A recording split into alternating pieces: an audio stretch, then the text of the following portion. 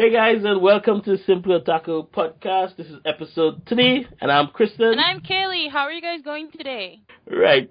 So guys, today's episode we're going to be talking about cosplay as the main topic. But before we go into that, we're just going to say happy birthday to Kristen, who turned 26 last week. Kristen, how does it feel to be old?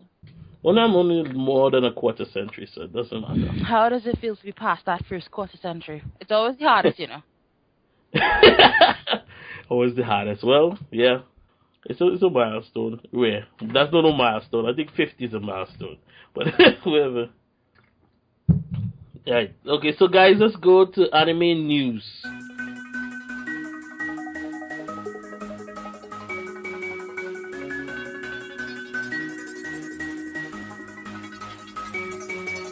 This is Otaku News with Kaylee and Kristen. Okay, and in today's anime news, we're going to start with the birthday boy, and he's going to tell us about something that's going to happen with Zelda. Okay, so Viz Media is bringing back the Legend of Zelda manga series. Okay, so it's going to be the Legend of Zelda Legendary Edition, each containing two complete volumes of the Legend of Zelda manga series in that same manga series. It's going to be the Queen of Time, part 1 and 2, and some other Legendary Edition. Right, so that's 1. Okay.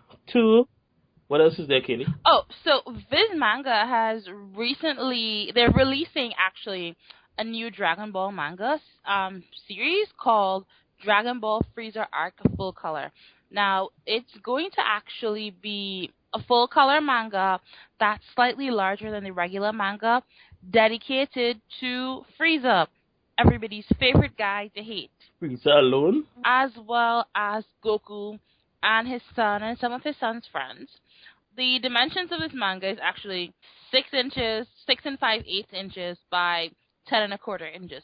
So it's actually a bit larger than traditional manga, and it's actually going to be available digitally via the Viz Manga app, as well as a bunch of other apps, and of course, it's going to be available in print.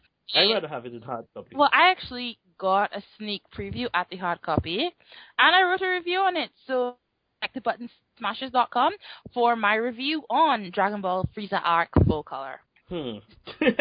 Okay, and next news we have rumors of a Persona 5 being released in August and September.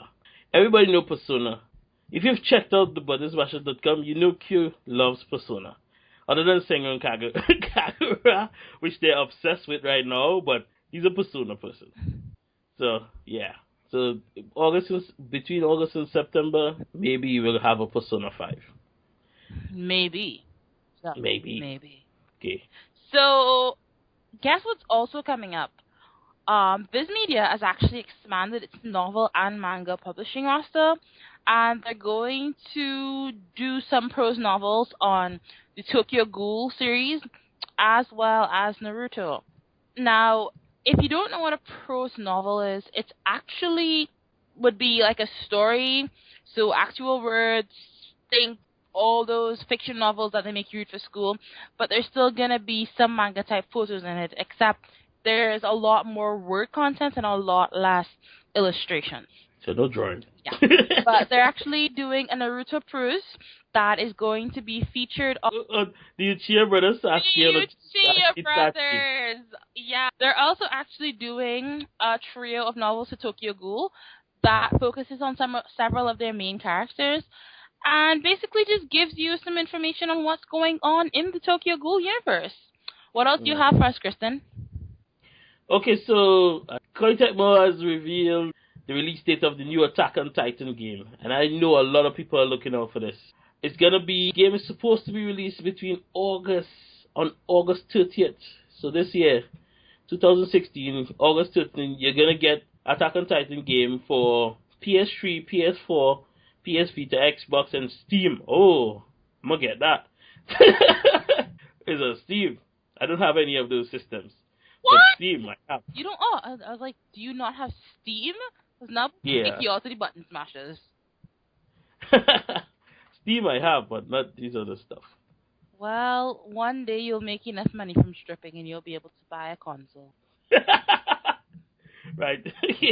Until then, I'll be selling nude photos of my co-star.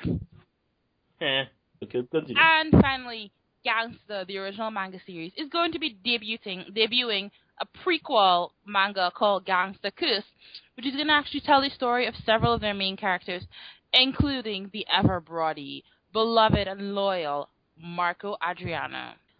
Now, there's a huge, deep, super awesome twist that's coming out from this, so you're going to have to keep checking the button smashers for updates on this, and keep checking your local manga apps and manga stores to get this copy.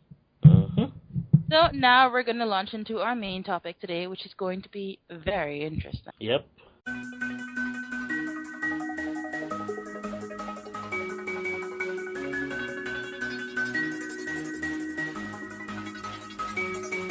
So guys, we're going to go into the main topic today, which is cosplay. So Kaylee, what do you have for us today? Okay, so I'm just going to give you guys a little bit of backstory about cosplay. Now, cosplay has become really, really big recently. It's only actually been mainstream for about the past 35 years or so. Since about the 1970s, cosplay became a bit more mainstream.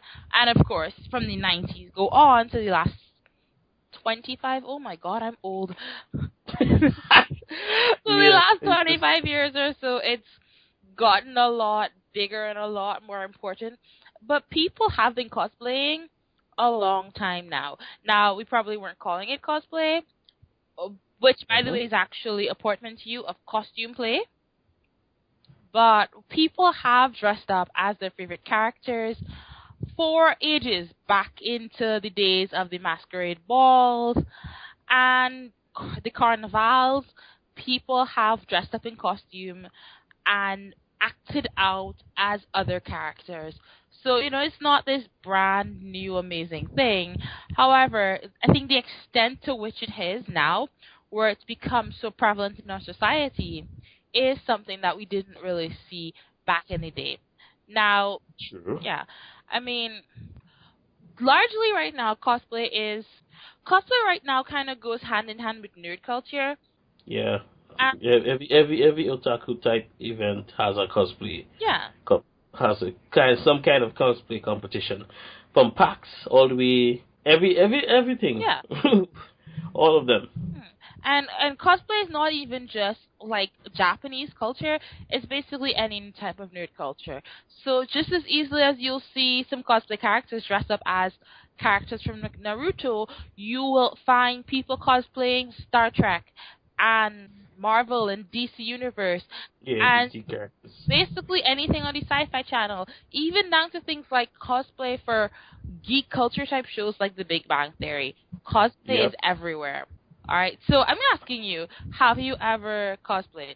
Me? Yeah. No, but I'm planning to cosplay later this year for Alias. There will be pictures of that. Yeah, I know. I take a lot of pictures. Oh, yeah. I'm like the paparazzi kind of cosplayer. I have like 2 cameras and all that stuff. Yeah. Speaking of actually taking pictures with cosplay, do you know you actually have to, a lot of people do not understand the whole respect aspect of cosplay. Like, don't touch people, man. A lot of cosplay characters, they may pick a character based on the attractiveness level of the character they're cosplaying, or, maybe their strength. And a lot of cosplay costumes are very revealing. Yep. And people may think, oh, well, the cosplay character is dressed like this. I can touch, I can take photos, I can do things with them that I wouldn't normally do in a regular situation. And the rules of cosplay goes as follows. Do not touch the cosplayer. Do not take photographs of the cosplayer without permission.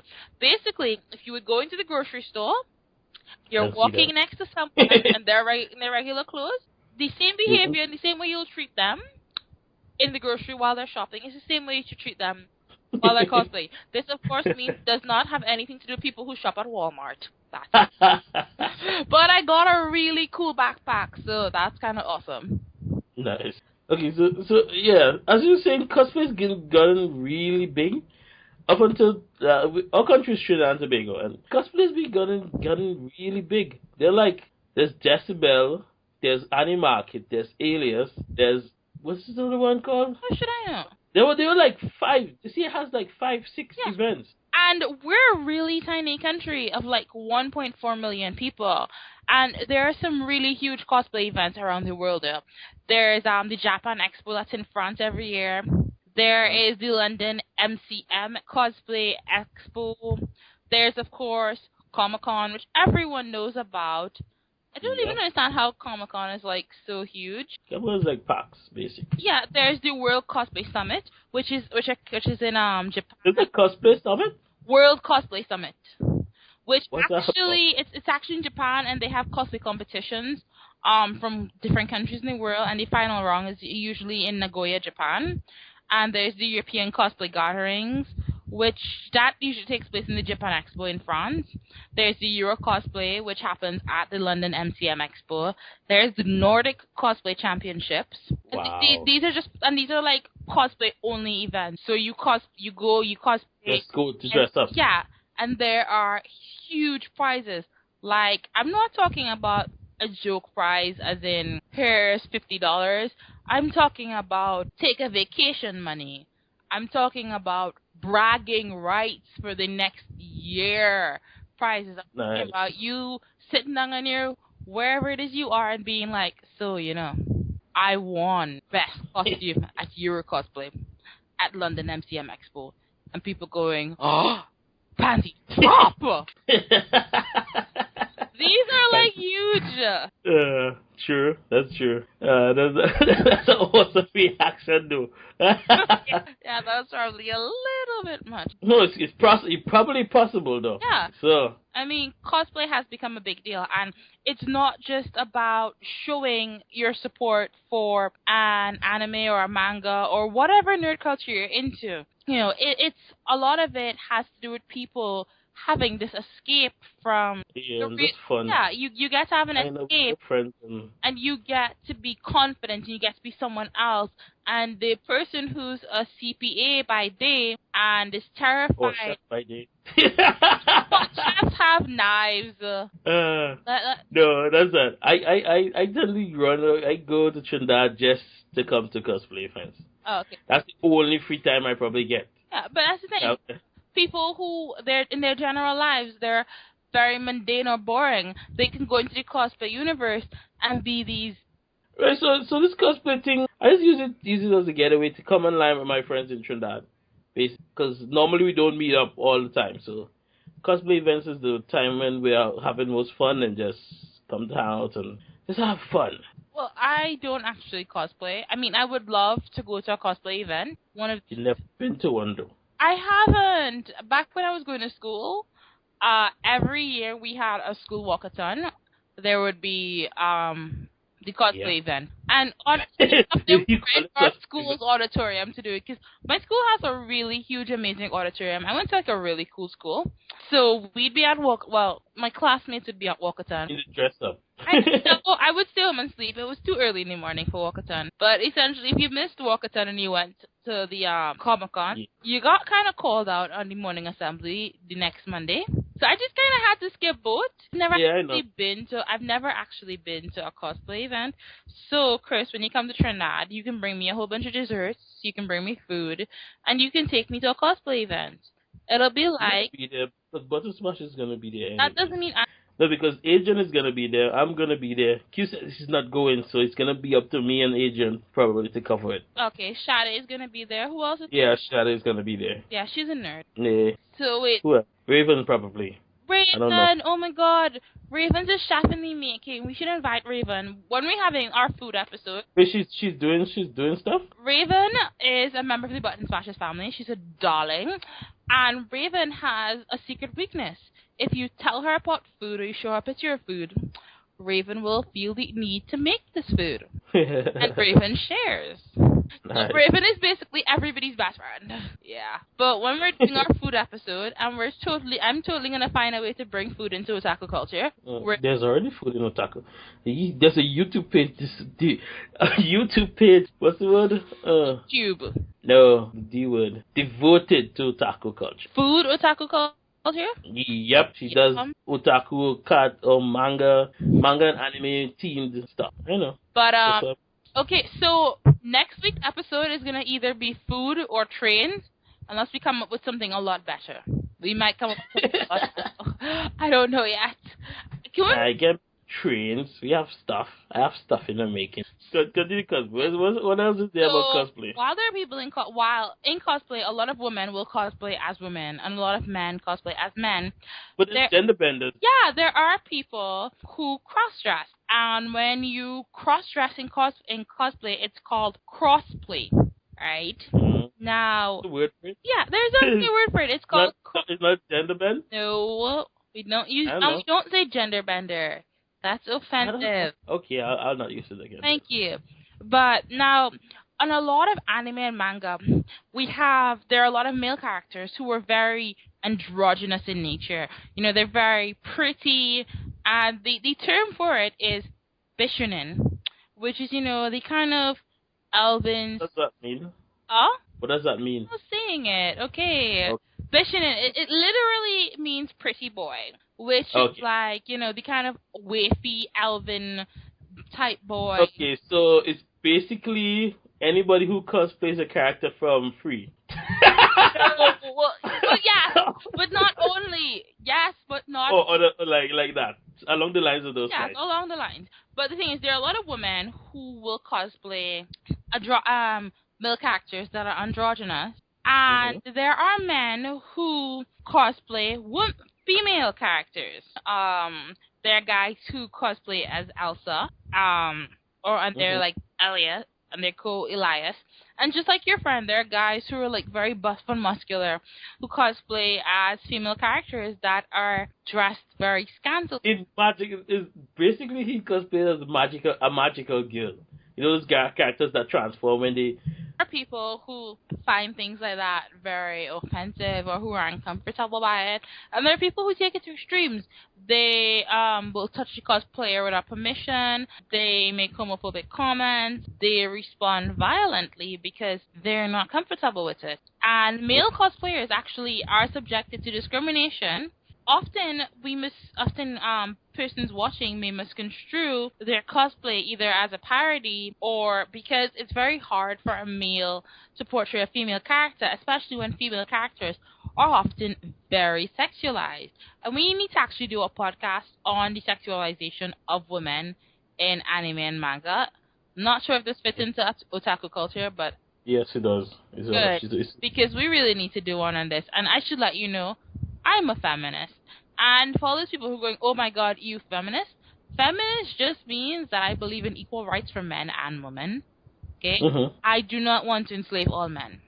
That sounds boring and it takes too much of my time. She's not an extreme feminist. No, well, the thing is, right, now I've actually had this huge conversation with Q where women are often dressed in very scanty or women are often over-sexualized in anime and manga, and his argument is that this is how women want to be portrayed, and they want to see themselves as like really super sexy. And honestly, as a women do not want to see themselves as overly sexy. And most of those anime and manga male characters, male persons drawing them anyway. That's the thing, right? It's women are portrayed as over sexualized for the male eye, not for another woman to see. Not for other women to see and say, oh, well, this is what I'm interested in. And of course, this goes right in to cosplaying, because when you cosplay as a female character, most female characters, well, not most, but a lot of them are over-sexualized. True. So women who cosplay, and even men who cosplay as women, their characters are generally scantily clad, and they are over-sexualized. So you have the characters with the really, really big breasts and the really, really tight clothing, and who are scantily clad. There are also the characters who are naked. So there is the whole no costume is no costume rule, meaning if your character is naked, then you can't come naked. Though, before, up to the 70s and 80s, very prevalent back then, a lot of people would come to would cosplay nude. What? Yes, they would cosplay nude because there are some characters where, Yeah, I know that stripping stuff. well, no, not Like, stripping, sweetheart. They would come naked because their character doesn't have an actual costume. But yeah, there are some characters who are very scantily clad, and of course, with cosplay, you see someone like that, and a lot of slut shaming occurs.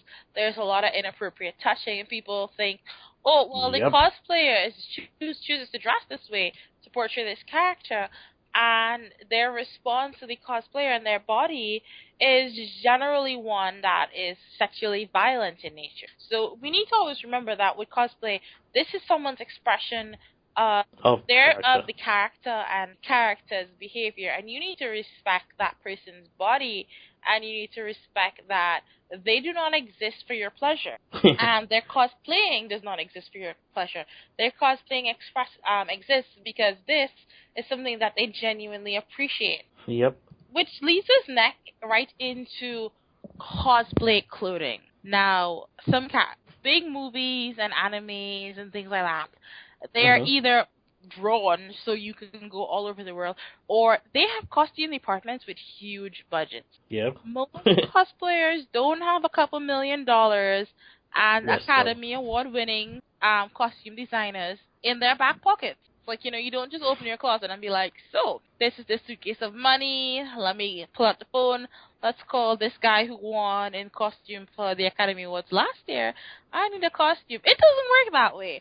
And most cosplayers take pride in making their own stuff. They do. Yeah, so it's not gonna work if they call somebody to figure out, like, to assist them in how to make something. That might not be a problem, but for the person actually making it, I don't think they'll call anybody for that. They're gonna try to make it themselves. And for competitions, you actually have to have the costume handmade. Now, this is not to say that if you don't know how to sew for shit, you can't even put two pieces of paper together properly, you can't cosplay. There are actually a lot of great places you can buy costumes online or in stores or actually at conventions, and they will range in different prices and in different quality values. So you will find the cheap knockoff sweatshop costumes that pretty much fall apart 5 minutes after you're wearing it, and then you find really high quality stuff that look like it literally was sneaked off of set. It really depends on your budget and and also, of course, the character that you're looking for. Characters that are more mainstream, you will be more likely to find ready-made cosplay costumes on it. If you want to cosplay that waitress that walk on set second in an obscure French movie, yeah, you're gonna need to learn to sew, because it's not gonna happen. But there's a lot of great cosplaying out there. A lot of people like to cosplay their favorite anime and manga characters. A lot of people like to cosplay characters from DC and from Marvel. By the way, just putting it out there, I like both DC and Marvel. So there is there's no clashing for me either. So we're totally going to. So I mean, okay, we know DC and Marvel is not otaku culture, but one of these days we're totally going to do it and be like a DC Marvel sidewalk. We'll steal somebody else's podcast for that. Yeah. That's gonna have to be Q's. We will hack into Q's podcast. Tune in to us on Smash's podcast. XP for one of these weeks where we discuss DC versus Marvel. Now, don't tell anyone yet, guys. Don't tell anyone. We haven't planned this out yet, but we'll hack it. Can you hack? Nope. Continue. So, okay, cosplay has actually become so big that there are actually cosplayers who are assigned to agencies as models for conventions. So there are cosplayers who've transformed a very expensive hobby into a professional, cash-paying career. Sure. So when your mom goes, "Why are you cosplaying? You're not gonna make anything of your life in it." Say, "Mommy, I can make this into a career and get money." Now, of course, this kind of is most apparent in Japan, but it does exist in other countries. There's American ones too. Well, yeah, there are in some of the Western countries. Now, cosplayers who make money from it do often experience problems related to copyright infringement because they are profiting off of their cosplay. Yeah. but still making money, and you can be like, Mom, I can be a cosplay model. Boom. A job to list. Yeah. That's a job to Yeah, list. and there are people who are really successful. One of the most successful is actually Yaya Han. Yeah, everybody knows her. I knew you were gonna call that name. I didn't even have to. I didn't have to say. I just thought that's the first name she's gonna call. Fine, These days, ignore Yaya. yes, I won't say what I need to say, but she's okay. Okay. I like her cosplays. I love it. She's not very pretty. No, she does some awesome cosplays though. No, Doesn't matter if yeah, she does. But Okay. she's short. Like, this woman is short. She's only like 5'1". Do you know how short 5'1" is? You're like literally boob height. I know who 5'1" is. I have friends that short. There's actually a lot of anime and manga there's actually a lot of anime, manga, and video games that actually discuss cosplay. Including Girlfriend, Lucky Star, Orihimo, Phantom Breaker, and Otaku Struggle in Akihabara. Just the name of it alone. Yes, I kind of had to mention that one because that one shares their name.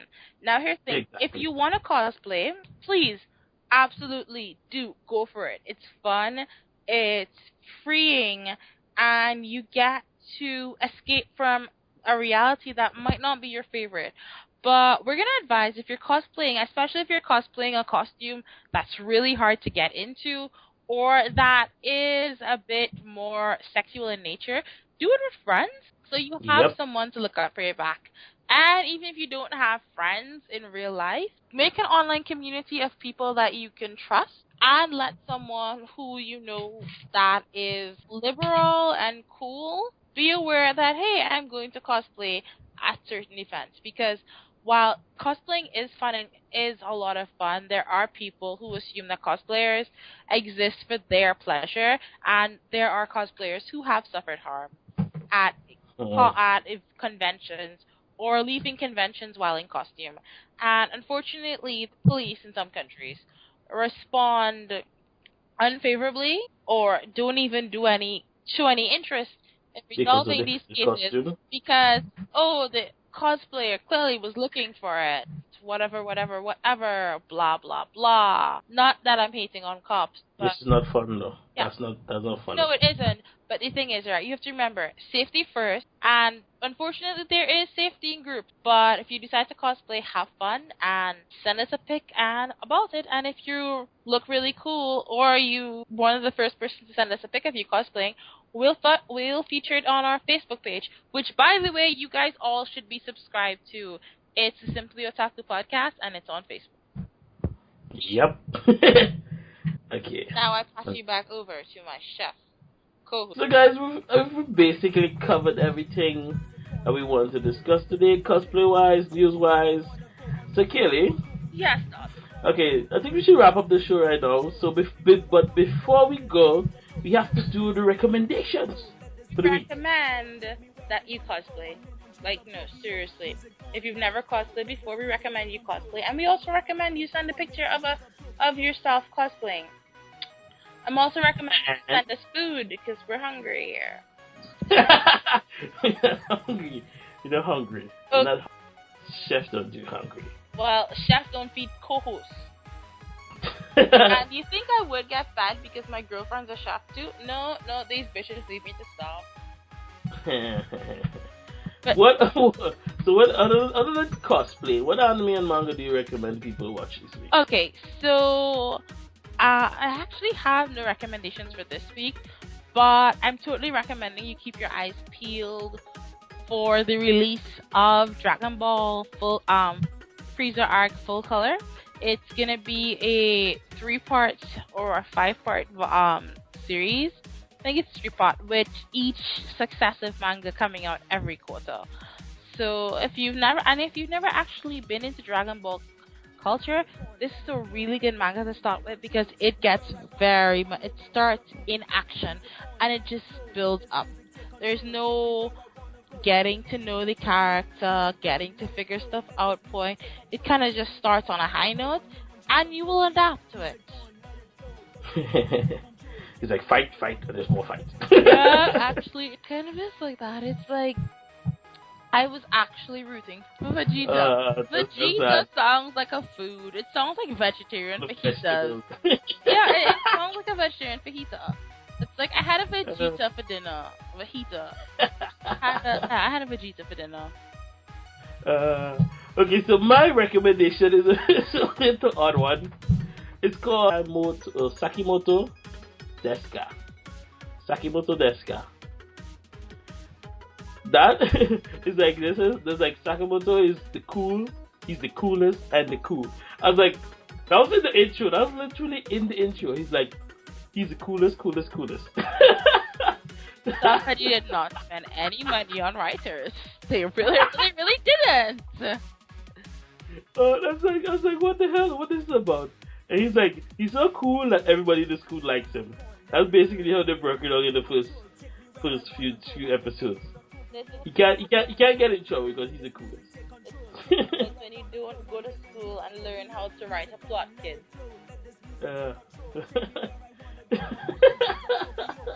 Manga. I recommend the manga Solan. There's actually a Solan 1, 2, and Battle of the Gods Solan. That's like three different mangas that is based on one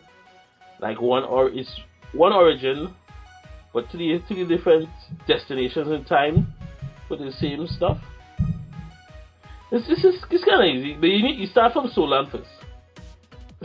Solan 1, and then you go to Solan 2, and there's Battle of the Gods. Right. Where it's like he's ascended to the god level or whatever.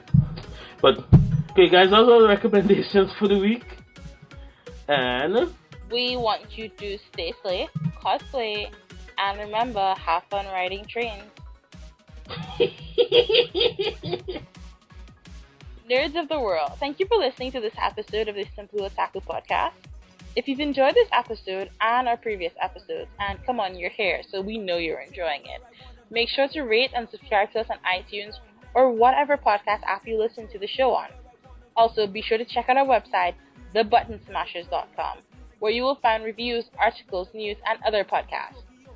Stay tuned, stay safe, and remember, we make Mondays awesome. I'm Kaylee, and this is my co-host. Yeah, this is Chris. I'll see you guys next time, man. Bye! Bye! Bye-bye. Later. Go home. We're not speaking anymore to you. Scram. This is not a Marvel movie. There is no end credit. Go ahead. Alright. That's all.